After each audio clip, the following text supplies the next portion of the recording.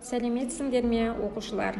Мен география пәнінің мұғалімі Төлеспаева Ғалия Аманқызы.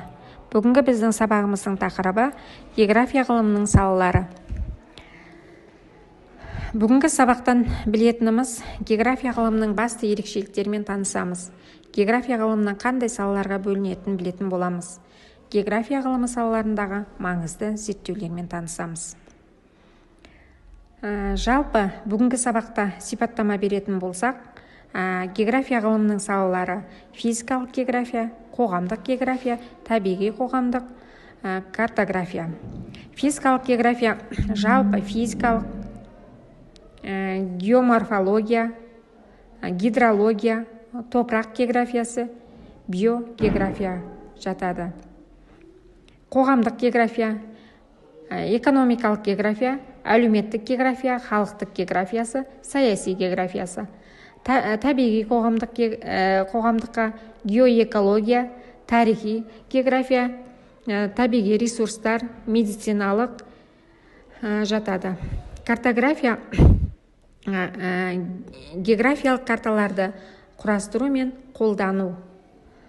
Енді осы география ғылым салаларына қысқаша сипаттама беретін болсам, физикалық географияға сипаттамасы табиғи ортаның құрамдас бөліктері, рельеф, климат, су, топырақ, өсімдіктері және тағы басқаларды зерттейді.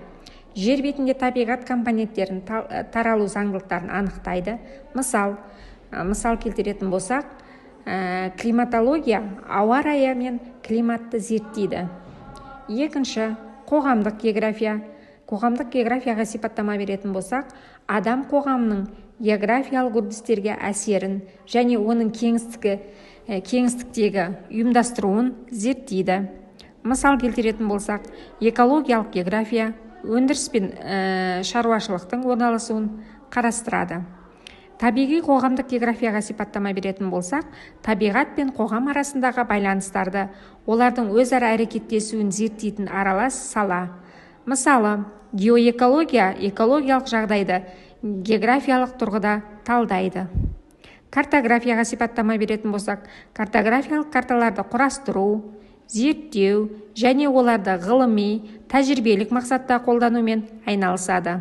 Мысалы, жер бетіндегі картасы, жер бедерінің картасы, климаттық карта және тағы басқа. Бұл салалар географияның ғылым ретінде кең әрі кешенді екенін көрсетеді. Келесі бізде география ғылымының маңызды зерттеулері мен бағыттары: табиғатты пайдалану және қорғау мәселелері, қоғамның өндіргіш күштерінің аумақтық ұйымдастыруын зерттеу, тұрақты дамудың кеңістігі әлеуетін қамтамасыз ету, қолданбалы картографиялық зерттеулер, урбандалу және демографиялық өзгерістерді зерттеу. География ғылымының маңызды зерттеулері мен олардың бағыттарына сипаттама беретін болсақ, табиғатты пайдалану және қорғау мәселелерді, табиғи ресурстарды тиімді пайдалану және қоршаған ортаны сақтау жолдарын зерттейді. Қоғамның өндіргіш күштерінің аумақтық ұйымдасуын зерттеу, шаруашылық салаларының орналасу мен аймақтық дамуды талдайды. Тұрақты дамудың кеңістік әлеуетін қамтамасыз ету, экологиялық тепе-теңдік пен экономикалық өсу арасындағы үйлесімді сақтау.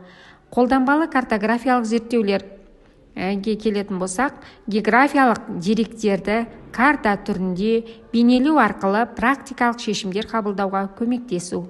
Урбандалу және демографиялық өзгерістерді зерттеу, қала халқының өсуі, көші-қон, халықтың орналасуы сияқты үрдістерді талдайды. Бұл бағыттар география ғылымның тек табиғаты ғана емес, қоғам мен экономикаға да қатысты екенін көрсетеді. Ал балдар, бүгінгі сабақты қорыта келетін болсақ, география ғылымы табиғат пен қоғам арасындағы өзара байланысты зерттейтін кешенді сала. Оның зерттеу бағыттары табиғи ресурстарды ұтымды пайдалану, экологиялық қауіпсіздік, өндірістік күштерді тиімді орналасуы, халықтың орналасуы мен көші-қон процестері сияқты маңызды мәселелерді қамтиды. Сонымен қатар, картография арқылы нақты мәліметтерді визуалды түрде көрсету мүмкіндігі ғылымның қолданбалы маңызын арттырады. Сондықтан география тұрақты даму мен аймақтық жоспарлаудың ғылыми негізгі болып табылады. Ал балалар, енді осы тақырып бойынша сендерге тест беріледі, сол тестті орындап маған жібересіңдер.